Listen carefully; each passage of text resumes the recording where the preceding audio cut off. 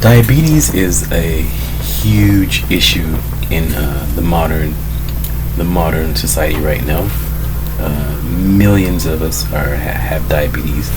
Millions also have pre-diabetes. Diabetes is caused by what they call insulin resistance. Insulin resistance is when your pancreas releases insulin to bring your blood sugar down to normal levels, or lower your blood sugar to normal levels. Insulin resistance is when the cells in your muscles, fat, and liver don't respond well to the insulin, and they can't easily take up the glucose from your blood. So this happens, your pancreas makes more insulin to help the glucose enter your cells, and your blood glucose tend to stay in a healthy range if your pancreas can produce enough insulin to keep your glucose low. Glucose is what they call sugar, blood sugar. I'm no scientist. I'm just going by what I've actually studied and read up on. So from what I understand, the insulin is to help reduce the glucose, which is the sugar in your blood. And pre-diabetes is when your glucose levels are higher than normal, and it's high enough to be diagnosed with diabetes even after that. I also understand that this can happen over a long period of time if you eat the certain diets. It's really hard for a lot of us because we live really fast-paced lives, and we tend to just put anything in our mouth these days. A lot of things have no nutritional value, none. Not even just detrimental, but there's also some things where they say it's low fat or low sugar, but they have no nutritional value. They're just fillers. It's like you're just eating something to fill your stomach, but it gives you no nutrition, no vitamins, no minerals, no nutrients, no, what can we say?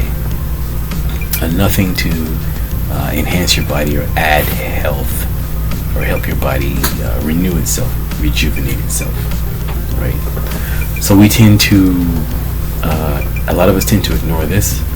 And I used to think it was just big people, but after some time and some more research into it and exploring this, even looking into things I eat, this can happen to the average person, even someone who's not big. They can be diagnosed with diabetes as they age, because there's so many, especially in this day and age with COVID. They say COVID is somehow indirectly related to diabetes. People can be like someone can look normal size, but they eat a lot of carbs and sugar, which raises their blood sugar levels. And this is everywhere. I mean, it's in the drive-thrus, it's in all the restaurants. It's really hard for people. I know. I mean, I go to the gym, I work out, I try to eat nutritional foods. I try to watch the type of foods I eat. I try. Even me, it's hard.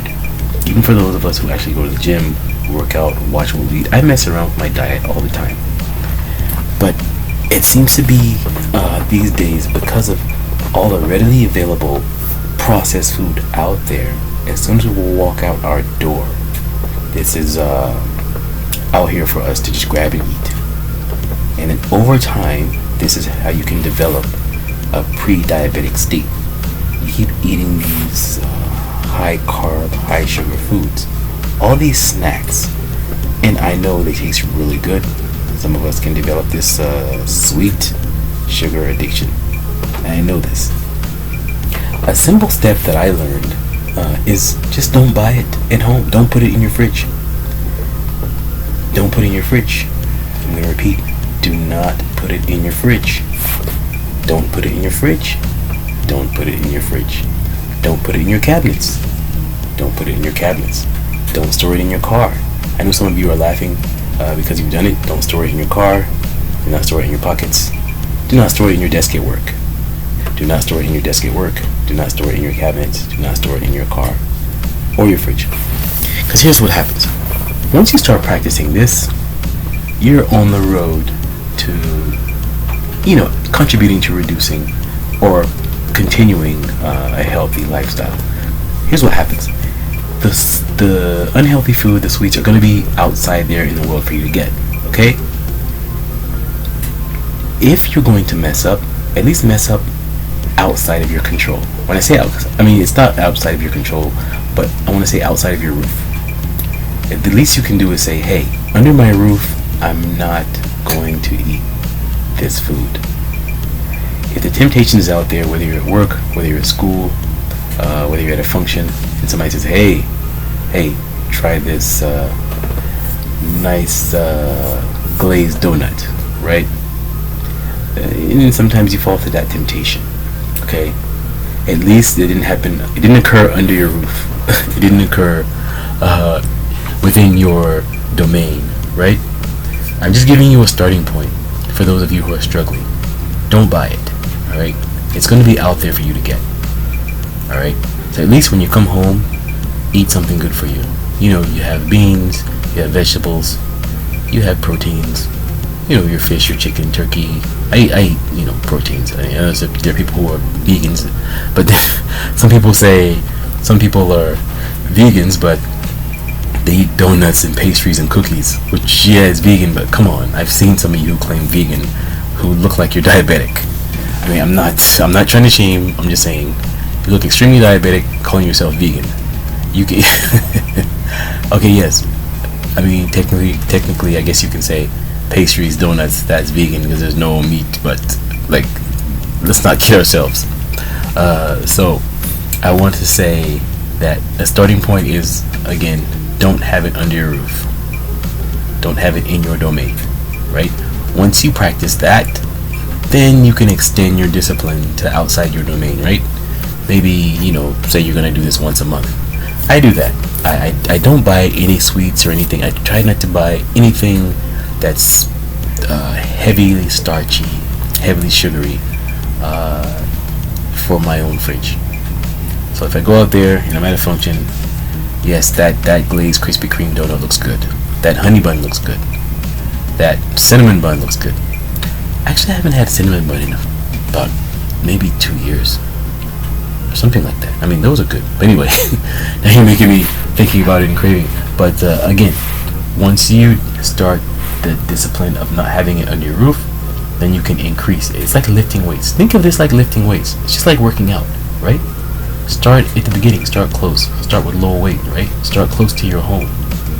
And then when you get out there, try to exercise the discipline and say, oh, I can't have this. I don't want to eat this. I notice once your body tends to not have something for a while, you tend to forget about it. Or there are some things I haven't eaten in years, and if I eat it, my body's like, ugh, this is not good. I have a bad response. Like a slight headache maybe, or just something. It's like sometimes your body reacts differently, right? You get a little weak, or you act like you're gonna have the flu or cold slightly.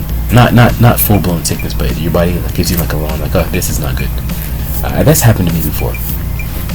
But take time to, yes, take a look, study what you eat. I know it's hard, we're very busy, but we want to live healthy, right? So slow down and make a count of what you eat. Try your best to make your food. Again, I know we have fast-paced lifestyle. This also may mean cutting out some activities to make time to prepare the correct foods. I always try to eat, something for breakfast, like oatmeal or an apple. Even though an apple has sugar, but like just something more natural, right? No Pop-Tarts or things like that. I don't buy those things. Yes, I know they're good. Again, I don't buy things that have no nutritional value. So we need to try to practice this on a small scale, at least at home, and then again, find a way to exercise as well. Go to the doctor and get checkups. Let them test your blood. Let them tell you what levels you are, and then you can go from there. You can monitor yourself, monitor your body, monitor how many times you eat this a week or a month. I've attempted all these things, and I know it's hard. Again, I know it's hard. It's hard because we're just go, and then we slip one day, we're tired. We're just like, oh, I don't want to think about this. And then we have to go to the fast food or some takeout because we don't have time to cook or we're too tired. Try to avoid this, or try to find places that still serve nutritious food. What I've noticed is these grocery stores that kind of have a whole food image, they tend to serve some healthy cooked meals. If you have to, eat out of the grocery store, out of their cafeteria, if you can. Eat a salad out of there, or maybe some broccoli salad, or I get like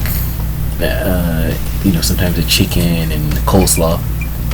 When I get those days where you come home late or you didn't have time to make anything. And again, chicken is protein, coleslaw is cabbage. Is coleslaw healthy? It's healthy, right? Cabbage is very healthy. Little tidbit, people don't know. Cabbage has 50% human DNA. I wonder if that makes us cannibals. Just thought I'd throw that little joke in there. But yeah, feel free to let me know what you think. Leave a comment and feel free to send me an email. And again, take a look at what you're eating. Slow down. Don't always eat out. You can also save money. Try to see what you can cook. Watch YouTube. Figure out the new recipes. Quick, healthy food you can fix really fast if you're on the go. Again, get your checkups, exercise, and monitor your weight or your clothing size, things like that. But yeah, let's try to make an extra effort to take care of ourselves. Again, I know it's very hard. Let me know what you think. Also leave a message. Thank you so much for listening.